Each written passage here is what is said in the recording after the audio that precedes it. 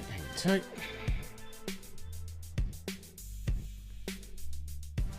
Did you watch the Jake Paul fight? I did. So, all right, so we live right now, but hold on. Let me get it together here. All right, here we go. Salute to NBA Nation, man, on this Monday afternoon. Another edition of the NBA Report. On today's show, Cleveland Cavaliers make it to 15-0, man. We got to put some respect on their name. Plus, the Aaron Fox, man, Swiper the Fox, makes NBA history. We got to put some respect on his name. You had a lot going on this past weekend, NBA Cup, and a big trade, not involving basketball players, but involving NBA media, man. Inside the NBA is going to ESPN, man. So let's break it all down. Let's talk about it. Joining me on today's show, content creator extraordinaire, sports analyst, host, producer. You can catch him on SNY TV, on New York Got Game, and many other shows. It's my guy Dexter Henry in the building, man. Let's talk about it. Hit the like button, hit the share button, and subscribe to the channel. Dex, how you feeling, man? Feeling good, man. Busy weekend. Was a lot going on. A lot going on this weekend. Busy one, but a good one. So I can't complain. I'm telling you, man. You were talking about the Tyson fight. Did you catch the fight? Did you catch the Tyson Paul fight? Yo, so what's crazy is I watched it on the way home from the Garden on Friday night. I was at the game, and Ian Begley and we did a quick video, and then I got on the train. I'm watching it. I'm mad I watched it because I knew, man. I knew CP. We're both the boxing fans. You and I, we talked boxing before. Boxing fans. Look, I knew this was not a serious fight. Let's keep it a buck. I knew it was a serious fight. But I'm just mad I tuned in because I knew what it was going to be, and the fight went pretty much as I expected, and it is what it is. I wish we could just go to stop caring about who Jake Paul fights and just move on. I wish we could do that. You know what? I feel you on that 100%, bro. But it's one of the reasons why. Just, when, especially the way that I look at sports media now, I'm always dissecting it from like the business standpoint, marketing, seeing how people are going about it and executing. And you got to give him credit, man. Him and his brother, I call it fightertainment now, because between him and his brother, they've mastered that from a minute ago, like using their content, leveraging it, moving to the next step. Remember, you had Jake Paul versus KSI, or Logan Paul, versus KSI. Yep. That was a big deal. And they just kept elevating from there. Now you see they got Jerry's World packed out. Yo, I'm with you on that. So I used to be, man, why I guess I said it to some degree. Why are we watching these fights? This is blah, blah, blah.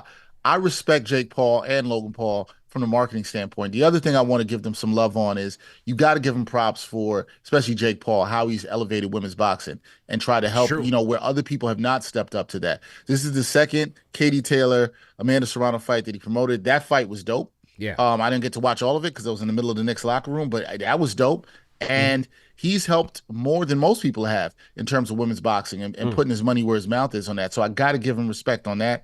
And look, he's a great self-promoter. Man. He's got a lot of people to tune in. Look, there's a lot of people that want to see him get knocked out. There's a lot of people that want to see if he can knock out Tyson. Yeah, I did not think either was going to happen. Yeah. But listen, you're right. And this is where we are with media. What'd you call it? Fightertainment? Fightertainment, man. See, I like that. I think as long as you understand this isn't the same as, this isn't going to be, Spence Crawford last year, right? Or something like that. As long as you understand what it is, it's cool in the context for what it is, right? Yeah. And that's it. Yeah, no question about it. And I think, like you said, you were mad that you tuned in, but you were probably like me and everybody else who, the Tyson fans of yesteryear, every time we see Tyson fighting, you wish, it's like, man, it's the 90s going to come back out, even though he's long gone. Like, that version is long gone. Every time he fights, you just like, man, does he have one more of those uppercuts in him? And it was just one of those, man. It was tough. Yeah, we were. I think you're right, CP. Yeah. Deep down inside, that's what I was hoping for, if I'm being honest with myself. Yeah. But I knew it was going to happen. Sure. However, I will say this, for 2 rounds, I don't know how you felt about it, but for 2 rounds, Tyson showed he was still moving. Listen, if I was moving and had the hand skills like that at 58, it ain't bad. It's not bad. It's not bad. So that was that this weekend. You had UFC going on. John Jones over Stipe. That was a good fight. I thought that was overall a good card. But to the hardwood, man, to the basketball court, Cleveland Cavaliers, bro, 15-0. They went 14-0 and 15-0 over the weekend. Last night, they beat the Charlotte Hornets 128-114. You had 4 Cavs in double figures. No Donovan Mitchell in this game, but you had Darius Garland cook for a double-double, 25 and 12. Evan Mobley with the double-double, 23 and 11. Ty Jerome, 24 and 8. And they smoked him, man. The other night, they dropped 140 with Spider. Last night, 128 over LaMelo and the Hornets, man. What's crazy is the offense, right? They've scored over 130.6 times, CP. They're number 1 in the league in offensive rating. They're number 1 in three-point shooting right now. So the offense is really good. Then the defense is in the top 10. I think they're 9 or 10 after last night's game. So when you look at that, that's the makings of a championship team through offensive rating. Now, small sample size, folks. It's been 15 games. I wouldn't go crazy, but I think we talked about this last week. The bones of something good is here. And you could see, I don't know what you're seeing with the offense, CP, but for me, it's the motion off the ball. It's the cutting, the spacing they have. Last couple of years under Bernie Bickerstaff, they were BJ Bickerstaff, they were a much heavier pick and roll team. Now you're seeing more action off the ball, more cutting, more screening away.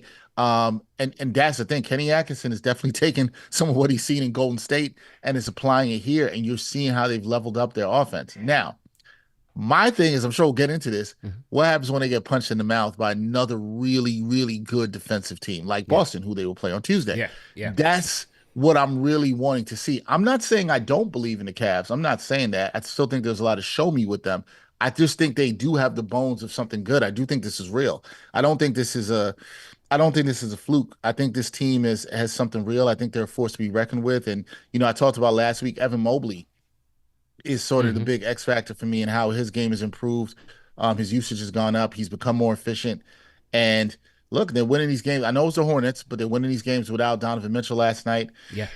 You got to be impressed with the Cavs. This isn't the Cavs of 2 years ago. No. This isn't the Cavs. No, completely different team. Well, I wouldn't say completely different because I think they had the shell. Like their core was always something that you had to respect. The 2 guards, 2 all-star guards, and 2 formidable big men. Like you had to respect that for sure.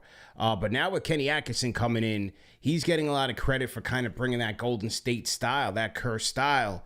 Pace and space, constant movement, and that's what you see when you watch their games, man. They're constantly moving. Their ball movement, especially last night, was pretty, and that just creates so many high efficiency shots. And like you said, you ran down all the stats of where they are at the top of the league in terms of offense between effective field goal percentage, 3-point percentage. They're just clicking on all cylinders, man. And so Kenny Atkinson deserves a ton of credit. Some people say he might have locked up the Coach of the Year award. And if they beat Boston on Tuesday, they're on a collision course with Boston. Hey, you're going to have to put him right up there because their start will then move them next to the Warriors of 15-16 for the hottest start in NBA history. And that's where the talk's going to get interesting, CP, because once they start getting close to that 24-0 start, if they get close to that, that the Warriors had back in 15-16, now people are going to say, oh, well, are they as good as that team? Or, some of these other teams we saw that started off this well, the Rockets in, 94, 95, winning the championship, right? Are they that level of championship team? I don't know if I'm quite ready to say that yet, right? Like I got to see more before I say that yet. Yeah. But that's what the talk is going to be. And what's interesting for them is, let's say they finish with the 1 seed in the East. There's going to be a lot of pressure on them to deliver the championship. I still don't think most people, and I think you would be included in this, CP, would say that they're better than Boston. I'm not willing to say that. I'm not even really sure if they'll be better than the Knicks. And we'll get to that. If the Knicks can get their defensive act together and become upper part of the league in defense, I wonder how that goes, but that would be a fantastic series now. I got to say that. But it's going to be the more they win, the more pressure is going to be on them because they haven't got past the second round, neither of the Knicks. But they haven't done that, and then it's like, how do they match up against Boston? I think tomorrow night's matchup is really interesting because I think Boston's going to come in with something to prove. Yeah. They had a big win over the weekend. They hit a three. Jason Tatum hits that three against Toronto. Even though he got what the NBA last 2 minute report said he got called for traveling. He hits a three. They're gonna come and want to prove something to show that they're still the best team in the East and calm down all this noise with Cleveland. So we'll see. But the Yeah. pressure's only gonna mount for Cleveland as they continue to win, which is good. It's what we want in sport. For sure. And speaking of that matchup, that is going to be what the one to see. NBA Cup implications. I mean, the NBA, That's right, too. we got to talk about that in a little bit, but I think that adds to the spice. And here was Evan Mobley after last night's win over the Hornets on facing the world champions. Man, here was Evan Mobley at the podium. This was courtesy of Valley Sports or FanDuel. Sorry, FanDuel Network. Here we go. Yeah, a test for us. It's still early in the season, so we're just going to learn from it and give them our best shot for sure. And I think it's just going to be a great game overall. It's just high competition between both of us. And we always hear about motivation, and when you get knocked out by a team, obviously that grabs your attention.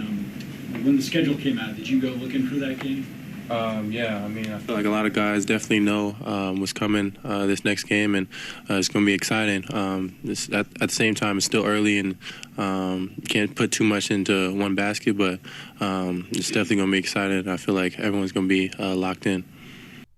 All right, so that was Evan Mobley at the podium with Jared Allen. He had 23 and 11. Jared Allen, 21 and 15. So the Twin Towers dominating last night against the Hornets. And look, this is going to be an ultimate litmus test for them, man. They get knocked out by the Celtics last year. They weren't relatively healthy last year at all. Well, regular season they got banged up, and then in the postseason they kind of limped in. Especially Spider Mitchell had limped in there, and they didn't have Jared Allen. So this is a different team. But what I really like about this Cleveland team, man, is that they're showing you they can beat you in a multitude of ways. You just look at it from the eye test without Spider Mitchell. You look at it by the numbers, whether it's in the half court, they're top in the half court offense. Their transition offense is top 2 in the league. When Spider's out, it's Ty Jerome, guys like that stepping up and having big games. But to me, it's Mobley again, man, because he went from being just, okay, big man, play some good defense, which he came into the league with that floor.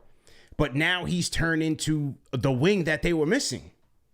Like they had the guard play, they had formidable big man play, but they were missing that wing that could provide that versatility for him. And you're seeing it with Mobley, man. He's grabbing a rebound, pushing it up the court, making good passes, knocking down threes. His defense is once again stellar. He's the guy that's making that pivot for them to being a serious contender, I believe. And it's what they needed, because there was all the talk in the offseason about should they move on from one of the bigs? Should they get rid of Jared Allen? Should they then play Mobley at the 5? Is he better suited for the 4? There were all those questions, CP. And Mobley's answered the call. To be fair, we should have seen some of this coming, though. Yeah. Because he started playing really well in that second round series last year. He had a couple of good games where I was like, okay, I'm impressed with him. This was obviously without Jared Allen. I think the key was when they came back together, how could it work? This is where I give Kenny Atkinson a lot of the credit, because he seemed to, I think Evan Mobley was trending in that direction, but now it's unlocked in how it looks in the system, even where he's playing the 4, which is huge for them, because now they can still play big. You can play him at the 4. Mobley can guard everyone. He can guard 1 through 5. You got people said it was supposed to be Wemby's award to win the Defensive Player of the Year. Evan Mobley's got something to say about that for sure right now. And they needed him to be a good two-way player. You needed to take some pressure off of Donovan Mitchell. This is what has happened. Yep. This is exactly what's happened. And Mobley has shown they needed him to be the second best player on the team. And now he clearly looks like that. And I think that's a huge difference for them this season. Yeah, no question. And another thing that they're getting a lot of praise for is their ability to be a good fourth quarter team. Right now, they're third in the league in fourth quarter points per game. They're fifth in the league in points allowed per game. And right now, they're 7-0 in the clutch. So that's what I mean, man. Like when I say like multiple ways to beat you, they're closing games. They get good defense. They get good rebounds with Mobley and Allen. Guard play, Darius Garland having a sensational year. And Spider Mitchell, he's down to 31 minutes a game. That's the key. That's a big key. And I talked about that when I was on here with you last week, right? What's impressive is that his minutes are down Mobley's not playing heavy minutes now. Again, some of that's coming because they've been blowing some teams out. Yeah. I'm really intrigued to see how Kenny Atkinson is able to manage those minutes and keep those guys down over the next 15 games or so. What does this look like after 30 games? But I think that's key is keeping guys fresh. The NBA season is long. It's 82 games. You got to keep guys fresh. You got to be able to go, I think now 9 and 10 deep consistently if you can. Obviously barring injuries. But I think that's a huge thing is that they don't have to overtax their stars. Their stars are not playing. You know how in baseball we talk about stressful innings or stressful pitches.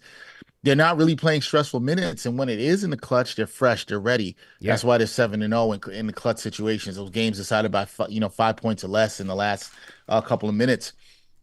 I think it's because those guys are fresh. Donovan's fresh. And if they can keep them like that through the playoffs and they continue to build on their identity, that's when they're going to be really dangerous. Yeah, no question about it. And look, when we talk about Atkinson, look at what Mike Brown did to transform the Kings offense. We're going to talk about De'Aaron Fox after this, but look at what Mike Brown did to transform the Kings offense his first year there. What Kenny Atkinson has been able to do coming from that Steve Kerr coaching tree. Got to give Kerr some credit, man, because that system is proven to be quite dangerous. When you have the personnel to execute it, they're dangerous, man. Both of those guys showing out with these teams. Yeah. Yeah. And the thing is, it's sometimes it's also, I gave this credit last week. The front office decided, hey, we believe in these players and how they'll work with Kenny Atkinson, right? It's a lot of times in offseason, did you find a coach that matches with the players? So maybe Bickerstaff, it didn't work with him with these players, right? His system just didn't work with these players, and they found a coach that did it. They could have made drastic changes. They could have said, let's trade Jared Allen. Maybe we move on from Evan Mobley. Maybe you traded Darius Garland. Mm-hmm. They didn't do that. They stuck with the plan of what they had and then said, this guy can work with the pieces we have, and we believe in the system. And, sometimes patience, as I keep saying, patience, folks, can pay dividends. And continuity. This team is continuity. You talked about it, CP. The core of this team has been together. Mm-hmm. They just changed the coach, and now they're trying to change the culture around it. And sometimes that's the difference. Yeah, no question about it. And so as we look forward to tomorrow night's matchup with the Cavaliers and the Celtics, obviously the keys to the game is going to be how they defend Tatum and Brown. Cavaliers do have the number 1 ranked offense in the league, but the Celtics still smoke them in terms of threes. And so, it's so interesting because the Cavs are the most efficient team, the most accurate team from three, but the Celtics still take more. So I'm going to be interested to see who controls the boards, who's more careful with the ball, because like you said, I think I'm with you. I expect Boston to be a lot more intense defensively to start this game off to kind of send a message. And that's where they get dangerous, when you give them extra possessions to be able to hoist up threes. And then once they start doing that, if they start connecting, does Cleveland, are they able to generate enough offense to get enough threes going to kind of match that firepower? I think that's going to be a key tomorrow night's matchup. I do think that's a key, CP. And the other thing for me that I'll add to that is I think what happens if the Celtics are hitting threes early on? What if it looks like it did on opening night against the Knicks? Right. Where they're just bombing threes, right? And now that's a punch in the mouth moment for the Cavs. How do you deal with that? We saw in that game with the Knicks. The Knicks shot the ball actually well from two. They were really over 50%. They were really efficient from there. It just becomes a math game. The Celtics can get up so many threes. They're not afraid to shoot many threes. They're going to space you. They're going to make you work on the perimeter. This is absolutely, to me, from the Cavs, this is going to be their toughest test just because of what the Celtics can do in terms of spacing. And they're going to put up a lot of threes. So if you're the Cavs, can you weather an early storm if it comes from the Celtics? I expect them to come out strong, firing, pumped up. And I think for the Cavs, you got to limit the role players, too. Mm-hmm. That's the other thing I'll say for the Celtics, right? You can't let Peyton Pritchard get off crazy. You have to try to limit those guys. Drew Holiday has had kind of an up-and-down season. He's just averaging under 13 points right now. But will we play? He had a little injury. He will play on Tuesday.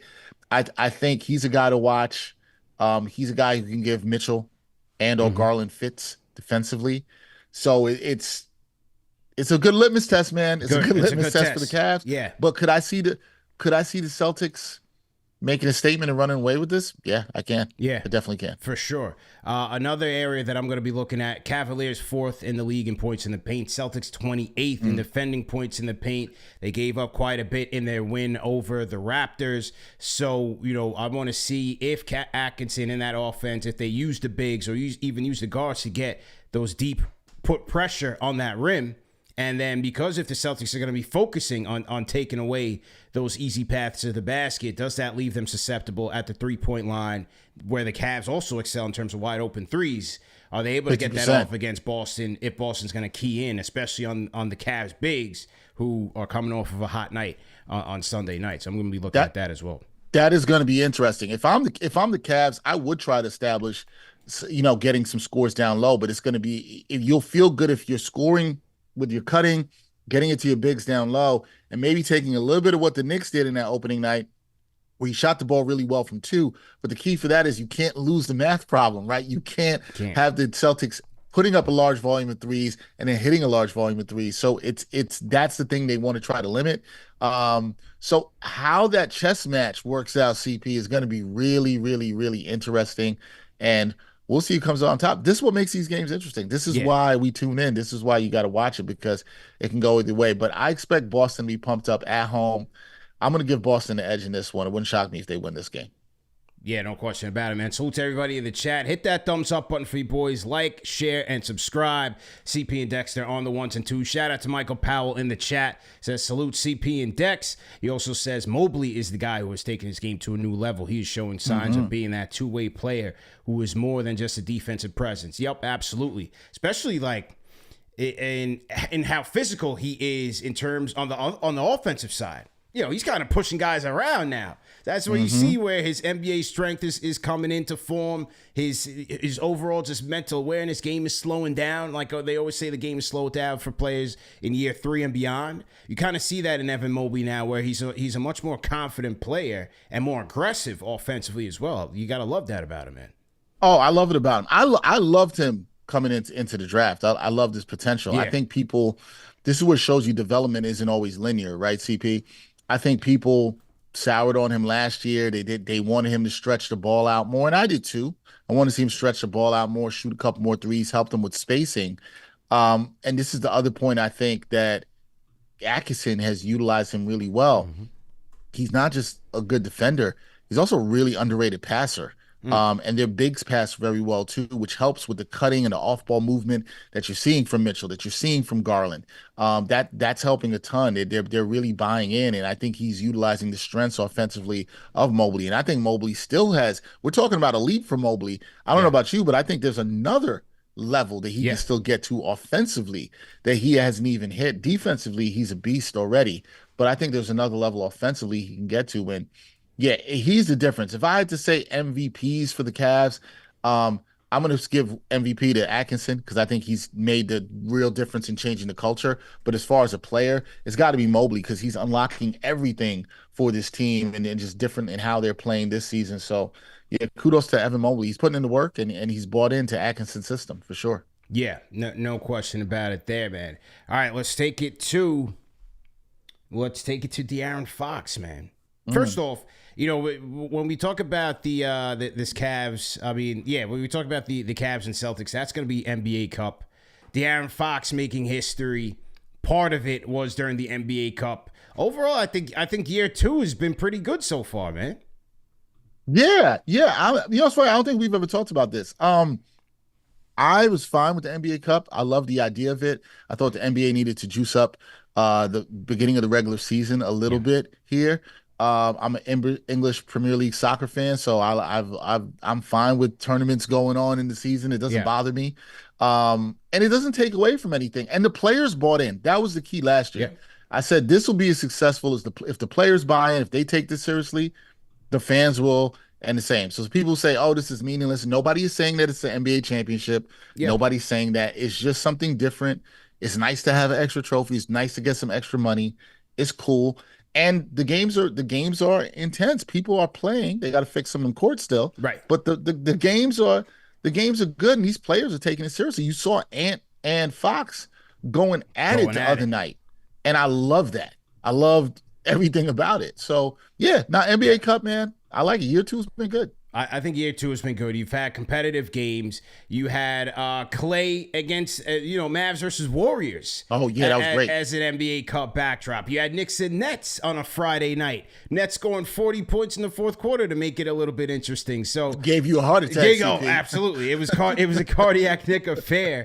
And then you have the Knicks and the Magic battling for the top of Group A. You have the Detroit Pistons at 2-0. In Group B, the Hawks, who beat the Celtics in Group C, they're at 2-0. You have the Rockets at 1-0. Good groups in the West, like Group B. You have the Thunder, Lakers, Suns, Spurs. Group C, you have Warriors, you have Mavericks, Grizzlies, Denver. So, and I think also just like how it kind of elevated Indiana last year at the midseason point, you kind of have this where at least on the main stage, that team that, okay, yes, they don't have the chance to win the championship. They kind of get some spotlight during the in-season tournament. I think that's a good look. Yeah, and to the point with Indiana, you don't know what it could do for a team like that. I know people say, "Oh, the Lakers won; they didn't do much in the playoffs." But look what it did for Indiana. They made it to the conference finals. It probably gave them a lot of confidence. I'm a believer that anytime you could play meaningful basketball and play in some games where they have some stakes, especially for younger teams, I think that matters. I think it even matters for teams that are trying to build their identity or create a new one, whether it's the Cavs, whether it's the Knicks, whether some other teams that have had some changes this year. It could be the Mavericks. It could be the Warriors. Yeah. I think for these teams, these kind of games could be important for what they could then do later in the season and into the playoffs. So I think you should look at the NBA Cup as that kind of thing. Can it spark a young team? Can it spark a team that's trying to find its way? Can it bring them together? I see nothing but positives. And listen, if we're going to get some Tuesday and Friday night games where we get to see some stars going at it, we got a great one tomorrow with the Cavs and the Celtics. Yeah. Hey, and there's some stakes to it. No, hey, nothing wrong with that at all. It's a good look. Well, let's take it back and shout out to Todd Parker. Todd Parker in the chat says, I'm your resident Kings fan, so he's in here representing for Sacktown. He's lighting the beam up for the squad. Light the beam. Friday night NBA Cup action. You had Swiper the Fox with a 60-piece in a tough overtime loss to Ant-Man and the Timberwolves. Then the next game drops 49 in a win over the Jazz. First player in NBA history with over 109 points, with at least 109 points in 2 games since Kobe, and only 3 players have done it. Fox, Kobe, and Wilt Chamberlain, man. Gotta put some respect in Swiper's name, man. That was incredible. Anytime your name is with that company, that's pretty good. But he was cooking. I did not watch, I'll be honest, I didn't watch fully all of the game against him and Ant. I caught the highlights of that.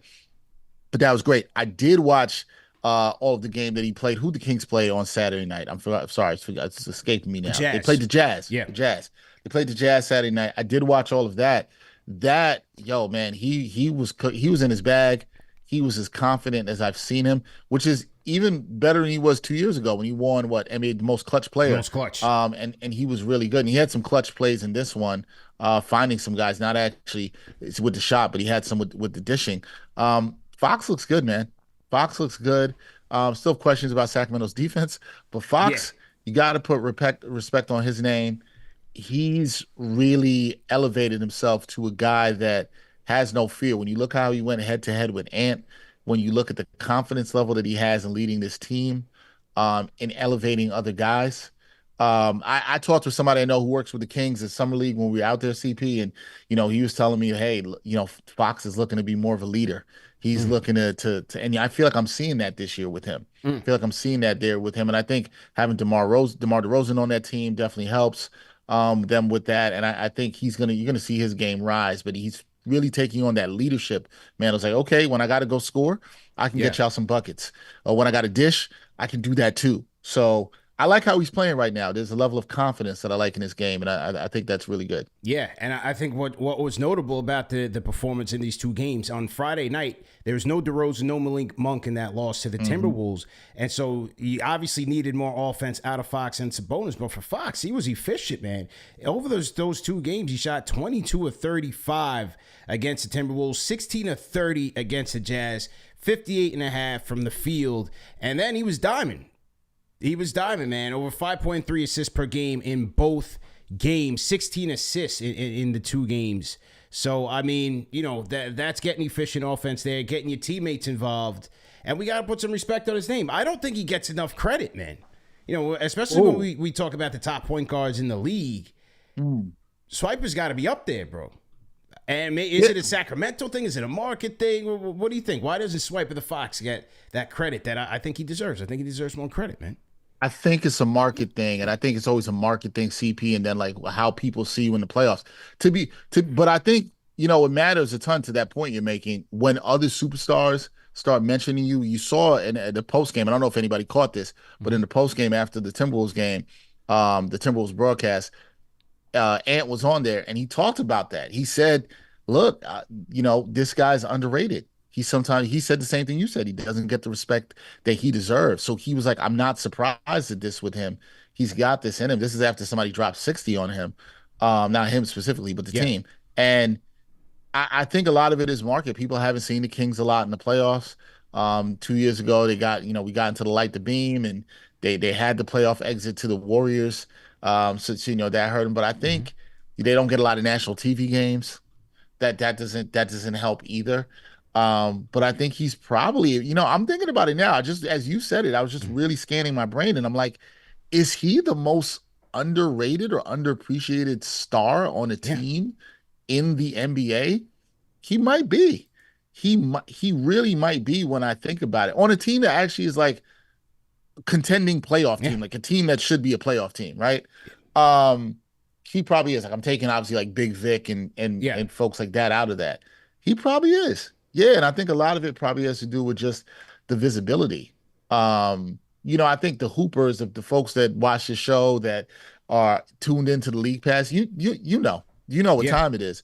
But, you know, for the casual fan that's watching just on the national stage, just might tune into some ESPN or TNT games, they probably don't know how good De'Aaron Fox is, how really good he's been. Yeah. And I think to really tell the story about how good he is, CP, you know, think about when he first came in the league. You know, he had the jumper needed work, and he's worked on that, and he became a better shooter in year 3 to year 4, and that's where he really made the jump. And now you just see the confidence in the playmaking. I think that's the next level for me is what I'm seeing with him. It's the confidence in the playmaking, trusting his teammates, the leadership. On a night where, hey, I got to put up 30 to 35 shots, I can do it, but I'm going to do this efficiently.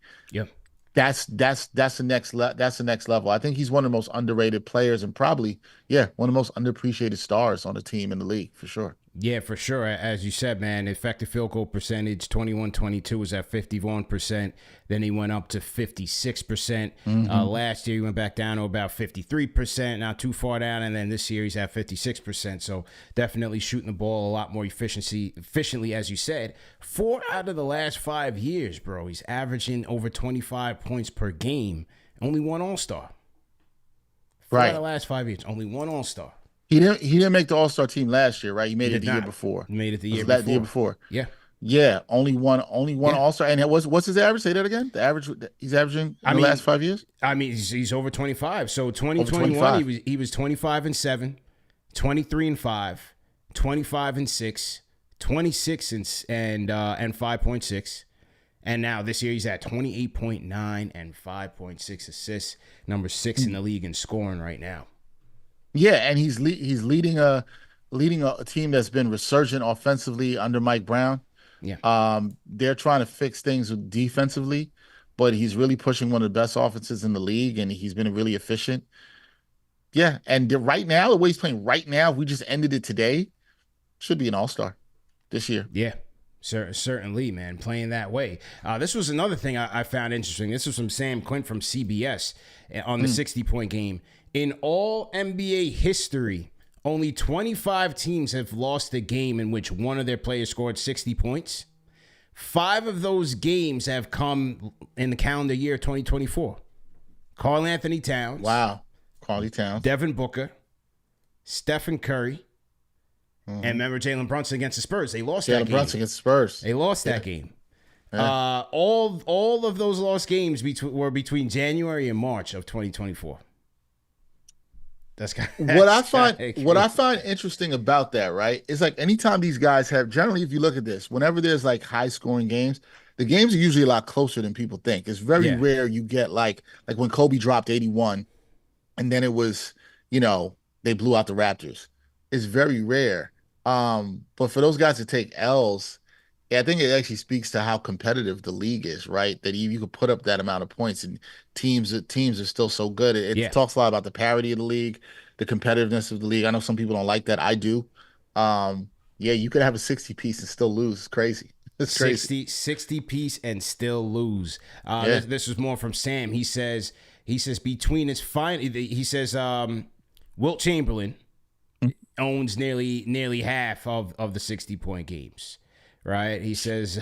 Crazy. He says there have been 90 of them. Nearly half belong to Wilt Chamberlain. He says, however, between his final 60-point game in 1969 and the rest of the 20th century, there were only 13 more 60-point games. In the next decade, there were 9, but from 2014 to 2024, there have now been 30. 30 60-point games. That's more than I would have guessed if somebody asked me that guess. Yeah. I would have said I actually might have went half that number. I might have went like 15 or 18. So it's been 30 in that time. 30. That's in 10 years, in 10-year span. Here, and you remember when this was happening last year, CP. You remember when we had these string of these games and people are like, oh, people are scoring 60 points every night, which was stupid because that was not what was happening. You're going to have these spikes sometimes. You're going to have these great performances. You know why? Because there's great players in the league. Yeah. And the one thing I always argue about the NBA to people, it's harder to play defense in this league across the talent and the spacing that you have than it ever has been in any era.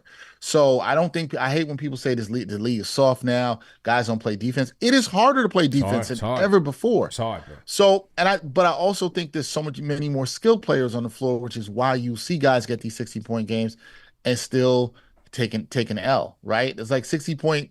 It shows you 60-point games don't guarantee you to dub like you used to back in the day. It's just not going to be that. But I think people should look at that and think about how skilled these players are, how hard it is to play defense. There's more skill in the league than ever before. Yeah. So you got guys that can put up these big performances. But if you have another complete team on the other side that can get a win, a good defensive team like Minnesota we saw the other night against the Kings, yeah, it's hard. Winning's hard, man. It's hard in the NBA. It's tough, man. In the backdrop of that Fox 60 piece, you had Ant-Man who went off in that overtime period as well. So, hey, just as you said, man, that just speaks to the star power in the league. But congratulations to De'Aaron Fox. And let's see where they go from there. So to everybody in the chat, once again, hit that thumbs up button for you boys. Shout out my guy, Do Things in the chat. Juan B, salute. Jay Boogie's in here. Salute to Jay Boogie. He says the season is a marathon. The key is being healthy down the stretch, getting to the finish line. Shout out to the family, the Orange and Blue family, CP and Mr. Henry. Salute, salute, salute. 3 capital S. A salute to our guy, Jay Boogie. Lawrence Smith is in here. John Talento never misses a show. Shout out to D-Block 1755, man. CP and Dex in the building. All right, Dex.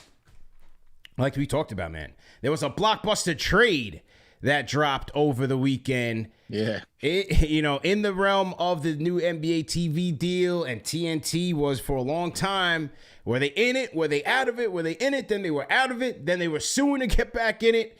And now it's been official, man. They are back in it in a way because ESPN has been granted the license to Inside the NBA.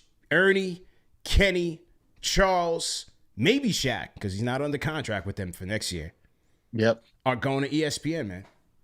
Your thoughts? I love this.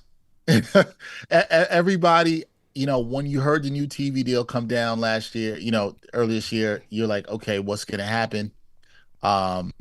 Is Inside the NBA. Nobody wanted to see the show end. Yeah. It is the best pre and post game show in not basketball, all of North American sports. Because I'm gonna keep it real with y'all. I don't watch any of these other pre-game shows. Mm-hmm. No disrespect to anybody. I just really don't get into a lot of them. But I do enjoy watching Inside the NBA, the guys, the way the show's produced, the way it's been freely produced, the way they let the guys be themselves. I think that's been significant for the show. However, here's what's interesting to me, CP, because we didn't know what was going to happen. Somebody I know who works within the Turner Warner Brothers family called me on Friday, and we were having a conversation, and he was like, look, I don't know what's going to happen with all this stuff and where this is going to go. And we were talking about some things in the industry, and then this news breaks on Saturday, and I'm like, man, this is great. I think it shows you when you're looking at sports media, it shows you that the way Warner Brothers, Discovery, TNT, you want to put them all in the same umbrella, the way they were able to win in this is the fact that they had something that was so valuable that they knew somebody was gonna want.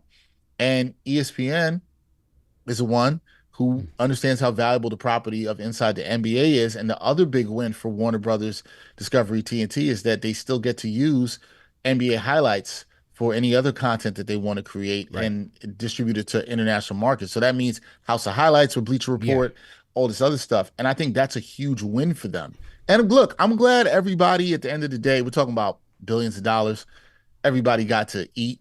Yeah, for lack of a better term. People got jobs. Yeah, people got jobs. That's the first thing. And people are going to think about Ernie and Chuck and Kenny, but it's the people behind the scenes. It's the people that are the camera folks, the producers, the writers, all these, the graphics folks. Those people would have been without work and worked on a show for a long time, 20 plus years. That's been amazing. So I'm really thrilled for all those people and their work for Turner that'll get the opportunity to do it. But I'm glad for us as NBA fans, we still get inside the NBA, and I'm excited to see how it evolves, how ESPN's going to use it. And listen, they're going to keep all the people still going to be Turner employees, so it's good. It's a great win for TNT and Turner. Yeah, definitely for the people from a job standpoint. I agree with you, man. Just to see those people keep their jobs, especially the people behind the camera who contribute so much to execute and making sure that these shows are what they are. And look, it's so funny, man, because as a fan of the game, I like the show. I always have. I always rocked with Ernie. Chuck is hilarious. He is who he is, and the banter between them can be very entertaining. It just is. Yeah. And it's been a landmark, just as NBA on NBC once was back in the 80s and 90s for us. They are what it is what they are to this generation, Yes. and previous. So they're staple that we need, because ESPN's coverage is woeful. No, that's no disrespect to those guys, but they know that's why they got them. Right. Yeah, right. That's no why, shade to those guys, but they know. That's why Jimmy Pitaro and them went out and got him. So it was a good trade. And it's funny because the Knicks fans, we polled the fans on KFTV's Instagram. Yeah. They hate him. I think unanimously they're like, get these guys out of here, get some fresh blood in here. I like it. I do. Yeah, listen, this is what I'll say. I think you hit the key word. It kind of ties back to what we were talking about with Jake Paul and Tyson. And we talked about top of the show. You know what Inside the NBA is, right? And you know where I stand on this is why you got to support independent journalism and all this other stuff, right? Look, those guys are there for the jokes. You're not going to be there for the deep dive analysis. That's not what it is. And it's fine. I like that they are what they are and they don't take it too seriously. Mm-hmm. Sometimes they're not watching all these games. Yeah. I understand it, right? And sometimes they have some old takes. I get it. But it doesn't bother me. I think there's a place for them, and there will be a time when it goes away. All good things come to an end, right? There will be a time when it comes. I'm glad it's not. I still think they're a big part of the NBA culture. And I think it's fine that they are. I think that if you want some more in-depth analysis, there's plenty of other places you can go for that. And that's the beauty of media. Yeah. I'm not saying that Chuck or Kenny or those guys have to be that. They don't have to be that. They can be what they want to be. In terms of new blood, I think Turner, I don't know any insight on this, but I think they've always been trying to bring in new people and rotating people into the set, whether it's Candace Parker, C.D. Wade. It's usually a lot of former athletes. Crawford. I like to see some non-athletes get some opportunities on there too, in terms of journalists and content creators. I like to see that. But, I think that's a broader issue in media. So, yeah, I'm fine with it, man. I think this is good. Listen, and I'll say this to the Knicks fans. If y'all still mad that, Chuck and Kenny aren't giving you the love and respect that you think the Knicks deserve, it's only going to be sweeter when you win. You know what I mean? True. It's true. That's it. That's definitely true. Now, as far as when they will be coming on the air next season, they get opening night, Christmas Day, playoffs and NBA Finals, and then they will also likely be on during Saturday nights of the second half of the season, when ABC has a primetime package of games. So after the Super Bowl, that's when ABC starts to do those primetime packages, typically around that time when football is over with. Then they start doing those Saturday night games. So you could expect more marquee matchups for those Saturday games. And then do you like that? Does that disappoint you that you won't get them Tuesday, Thursday? Yeah. Yeah, but that's how the new TV deal is, just based on how they cut the whole cake up. You gotta watch a game on a different channel every night. Yeah. That's you and we talked about that too. I'm not sure that I think is more of a problem than people. I don't say problem. It could be more of a issue. It's kind of synonymous to problem. Couldn't come up with a better word than people may realize, right? My concern was the people who don't have certain platforms, whether it be Peacock, whether it's Amazon, are they then cut off from being able to watch the NBA the way they want to? Right. I'm fully in support of a lot of streaming stuff, but that's just where I have a little bit. It's accessibility, especially with viewership for the NBA declining. Yeah. That's where I have a little concern. I do like that they're around marquee matchups. That I do like, and they will be there for the playoffs. That I really do like. Look, I understand the NBA is still going to keep ESPN, is still going to keep NBA Countdown and stuff. They can't get rid of it for when they have their Wednesday night games and such and such. I do wonder what fan reaction is going to be, CP. Like when you have a week where you get NBA Countdown on, but then it's a Saturday night and you see those guys on, and it's people like, man. Yeah, and then you got to switch like it's back. going to be more glaring, right? It's going to be more glaring that it's not close. Does that mean double the Stephen A. Smith once he gets his bag from the network? Oh, man, that's got to be brutal, man. That might be a little OD, man. I know it couldn't happen and never going to do it because it would just piss too many people off. But I kind of wish they just came in and been like, yo, you know what? Inside the NBA is our official ESPN pre and post game show. They're never going to do it for many reasons. Nah. Contractual, all that stuff that I know, but it would have been nice. So the way the schedule breakdown, Mondays are going to be on Peacock. Tuesdays is going to be NBC Broadcast Network and Peacock. Wednesday, ESPN. Thursday, Amazon Prime Video. Mm-hmm. Friday, Amazon Prime Video. And you see what they did. You see what they did this year's schedule. They put the Knicks and the Hornets on Black Friday at 12 o'clock. Yeah. So I think just as how they set it up for the NFL games, they're going to put NBA games on Amazon Prime on that Friday. That's why they got Fridays. So that Black Friday, when you shopping, they want you watching the game and buying stuff at the same time. Get those ratings up and make some money there. Oh, that is definitely the mindset. That is definitely the mindset with that. And now that Amazon has the NFL and the NBA, which keeps them in a Thursday rotation with sports throughout the year. Right. It's super interesting. I looked this up at the top of the year, and I don't remember the number on this, CP, but I was looking at what percentage of the country had an Amazon Prime subscription. It might be less than you think. I think it was maybe about 30-something%. So again, that goes to the accessibility part for me, which I have a little bit of concerns about. I don't know how many people have a Peacock subscription. Do you? You have a Peacock subscription? I do. Yeah. I do too. Yeah. But like I said, I'm a big English Premier League guy. I watch my Liverpool soccer. That's why I have it.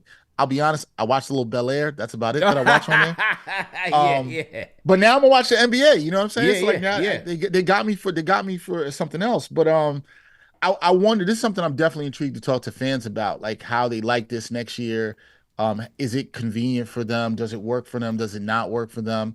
I'm intrigued to see what fans have to say about it because it's something to watch going forward in sports media. As we know, it's always evolving, but it's something to definitely keep your eye on for sure. They carved up baseball that way. They carving up football. And like I said, for NBA, it's Monday Peacock, Tuesday NBC Broadcast Network and Peacock, Wednesday ESPN, Thursday is Amazon Prime, Friday is Amazon Prime or ESPN, Saturday is ABC or Amazon Prime.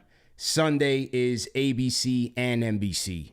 And I guess those will be on different days. I didn't realize NBC got Sunday too. Okay. Yeah, definitely. So we'll have to see what happens. Either way, I think, especially with the finals coverage, man, like the NBA is how many years old? Over 75 years old? Like, especially in this era of, player podcasts and player storytelling, they should be having, halftime round tables with past champions. Like, give me a round table with, like, Hakeem Olajuwon and, LeBron if the Lakers aren't in it, and throw in Larry Bird. You know what I mean? Like, they should be bringing back. You have so many illustrious legends that you could be bringing in to chop it up on the finals. Like, this is the finals.